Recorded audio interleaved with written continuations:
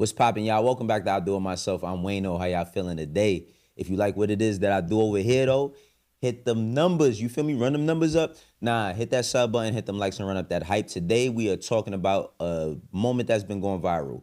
This pastor, Marvin Winans, you know what I'm saying, has been going viral because he was telling the parishioner that she needed to donate 2K, 2 bands, when she had only donated 1,235.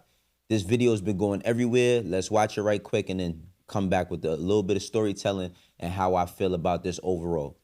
Giving faith and stand in unity with the vision of perfecting church of sowing this seed of $1,000 plus $235 and receiving the blessings to come to all that participated. Now that's only $1,200. Yes. Y'all not listening to what I'm saying. If you have 1,000 plus 1,000. Okay. Well, I'm gonna work on the other 800. Well, that ain't what I asked you to do. The context matters. Context does matter, and it's a lot of talking that he's gonna do to explain what he meant. I'm gonna tell you how I feel about that, and then it made it to television as well. In that viral video, right. He did not rebuke you. He absolutely did not rebuke me. Now, there's a difference. There was a correction because let me clearly state that Pastor gave instruction on the lines to get into. I was calling because the whole church was giving, and it was our day of giving, and the whole church was coming, and we didn't want people standing, the mothers and all that, so I was calling them by increments. And we had someone that had given out of before, and I corrected it, and I told everybody to listen and come when you call, and that's all that was. Now, Roberta McCoy, you know what I'm saying, she's saying that he wasn't rebuking her, trying to put her down and nothing like that. But let me tell y'all something, right? And even for how he tried to clear things up, because we got a lot more to get into. Let me first start by saying, as a Muslim man, right, my spiritual journey has gone a long way. When I was a kid, my family is Hebrew, so I used to wear yarmulke, and I used to go to synagogue and read the Torah. As I got older, I've been in a Catholic church. I've been in a Baptist church. My family is from Fayetteville, North Carolina. The first time I went to church when I was like around 8 years old, I seen somebody catch the Holy Ghost. I got my ass beat. Years after that, you know, my mom, we would go to church on New Year's. We would go to the church on, I think it's here, 115th. Yeah, between 115th and 114th and 7th Ave. Y'all know that church over there if you're from Harlem. And, you know, my spiritual journey has come in a lot of different ways. And I will say, as a person who I might, you know, I am a Muslim, I do respect the church, I do respect God, the gospel, and all of that. But with that being said, we're not going to act like people who are in the ghetto, that they don't get preyed on. Now, I think it's a very controversial subject because people look at, you know, faith in a certain way and say, ain't too much nor too little. But we can clearly see that it can be too little. Now, here's the pastor, and he's explaining, this is him giving context prior, explaining what he wanted people to do. Listen to me. We're going to do this a couple of ways. Those that have the 1,000 plus 1, that means you're coming with your 1,000 that you're giving, plus you've asked someone else to give. Now, you don't have to stop at 1,000, and we're going to deal. So in other words, if you say, Pastor Winans, I'm coming with my 1,000 plus another 3,000, then you'll say that. You understand? And if you didn't get plus 1, but you maybe came with $250, you're going to come say that this is my 1,000 plus 250. You with me? And we're going to go all the way down.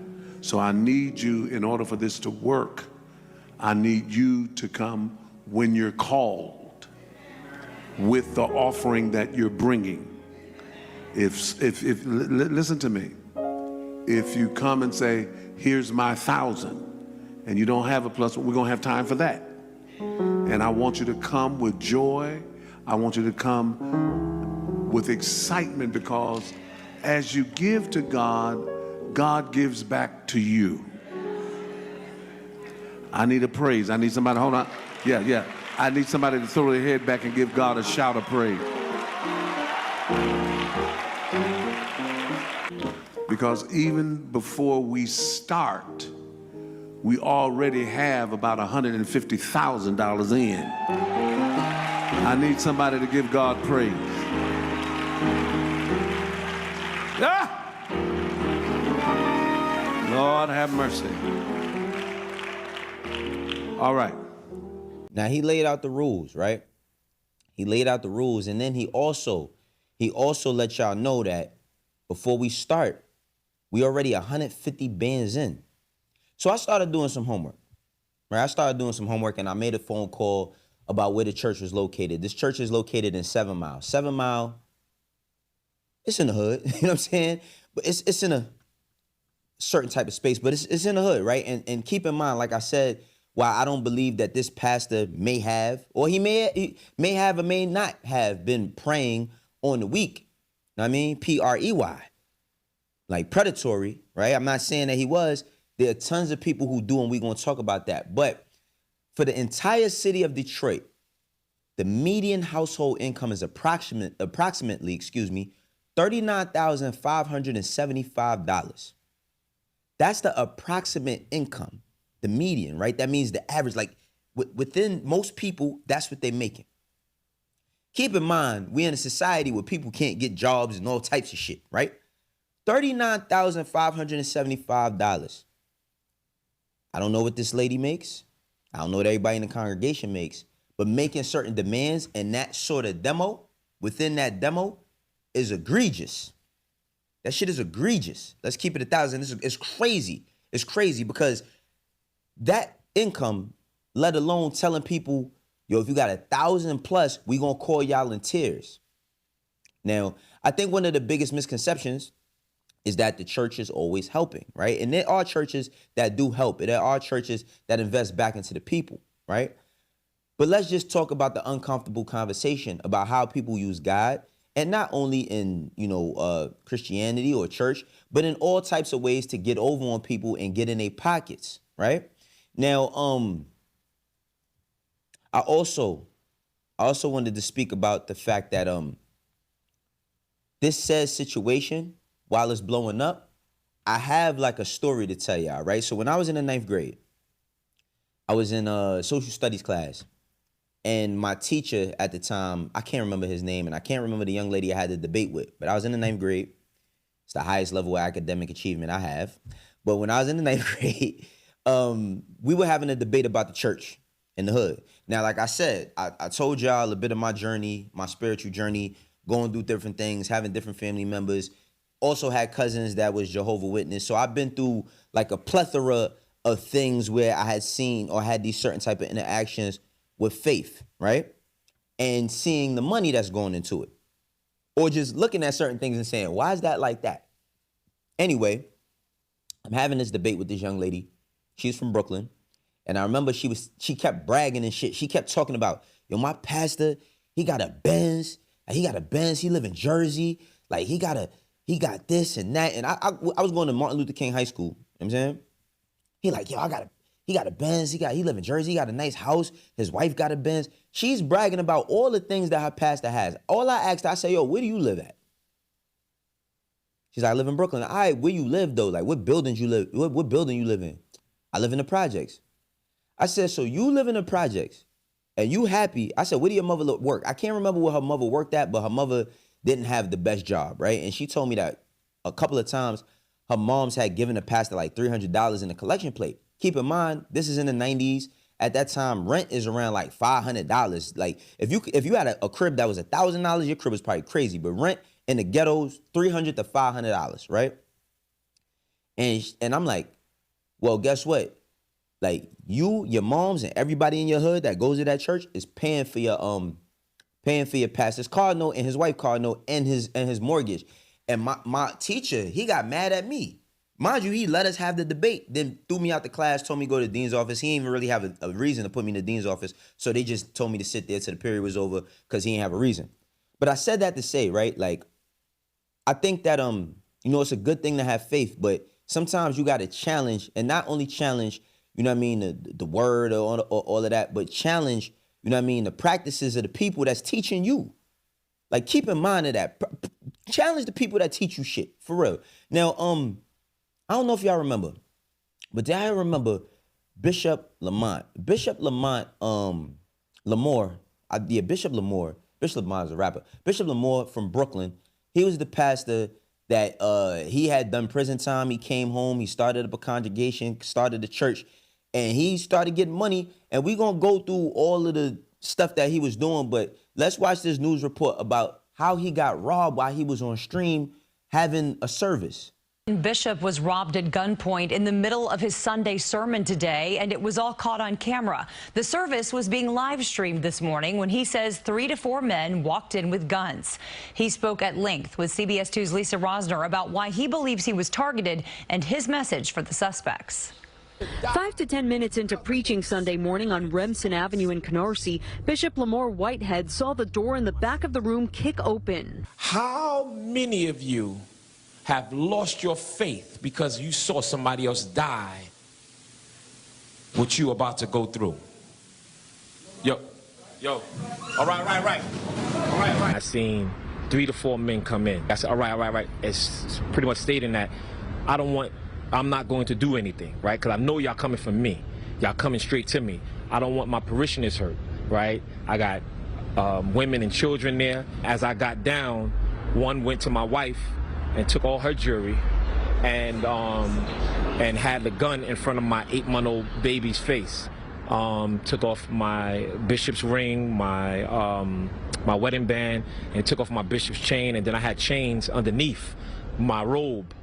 He started tapping my neck to see if anything else. So that means they knew. They watched and they knew that I have other jewelry. The church's live stream shows the gun being held on the pastor. They had the guns on my deacons that was at the door. Whitehead says what you don't see on camera are around 100 congregants who were in the room. Men, women, and children dropped to the floor in silence. My church is traumatized. The women and children are still crying. Still crying. Babies are still crying. Police say the men took off in a white Mercedes. Whitehead says cops have a license plate and witnesses saw the men change clothes outside. These men, they need to turn themselves in. I forgive you, and I'm praying for you. You know, and I hope that God deliver you from the mindset of who you are at this time. Whitehead believes his family was targeted because of the publicity he received when he helped turn in the suspect wanted in the fatal subway shooting of 48-year-old Daniel Enriquez in May. I turned them in, but the media called me the bling bling bishop. They had my Rolls Royce car all over everywhere, and I feel that played the part in this. I think all pastors should be able to get permits for pistols. The NYPD is investigating. The NYP was investigating, but they also investigated him. Now, before we get to that, listen to the shit that this nigga is saying. They came in there, right? They came in there. They got on his wife. They took his wife's jewelry. Then they came to him. They took his bishop rings off. Then they took off his chain. Then they looked under and he had on other chains. Why are you doing a service and you got on all these chains? My Rolls Royce truck. Listen to what this nigga is saying. This is one of the reasons why the hood got such a tumultuous, I think I said the right word, relationship with the black church. You know what I'm saying? And I'm not talking about nothing as far as the word. One of the problems that I used to have when I used to go to church when I was a kid was I was going there to learn and to worship. I didn't want the pastor changing DMX lyrics into, his sermon and shit. I was just there to learn. And I felt like a lot of times I really couldn't connect with certain things because it was very, very performative. But you get people like this, and then when we see, Marvin Winans, not saying that he's this exact person because I'm not going to directly compare him to him because this nigga got a lot of bullshit on his jacket. But think about how a young person looks at that. Them dudes did not rob you. They did not rob you because you turned somebody in. They robbed you because you got a fucking Rolls Royce and you in there asking for money. That's why. Because the general conversation is always, the church ain't got to pay taxes. Niggas ain't paying taxes. He got a Rolls Royce. And my mom's is down there giving up her hard-earned money. Now we need that. You got on chains and all of that? Why are you in there with chains? All right, let's keep it going. Now, like they said, the police did an investigation into those guys, right? They did an investigation into those guys, but they also did an investigation into him. And the feds did an investigation. And it says, right, in December of 2022, federal prosecutors, charged Whitehead in Manhattan, you know what I mean, with multiple counts of wire fraud, attempted extortion, and making false statements to federal agents. The underlying accusations, you know what I mean, included he induced a parishioner to invest $90K of her retirement saving, promising to help her buy a home. Then allegedly spent money on luxury goods and personal expenses instead of the promised investment.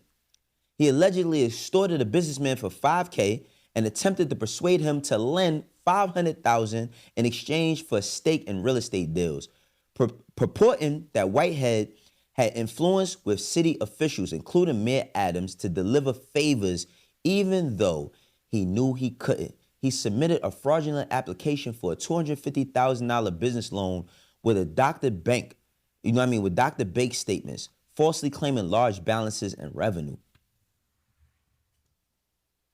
What is we talking about here, yo? What is we talking about here?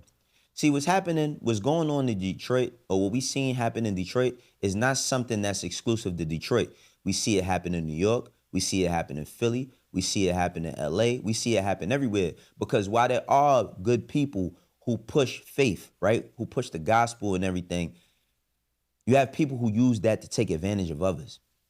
And what better place than to sell hope? See, hope is a very, very, very strong construct that a lot of us relate to. I remember in 2008, right? In 2008, when Obama was running up for office, I'm going to keep it 100. I voted for Obama. I didn't really know nothing about politics. I voted for Obama because he was black. And I was black. And he was talking that hope shit. And through all that hope shit he was talking, it made me feel empowered. And it made me feel like change was coming, because that's what they kept pushing. Change, change, change, change. This going to happen, that going to happen, this going to happen. And while it might be, you know, a great moment that he was put in office, in my mind, I thought all these opportunities was coming that never came.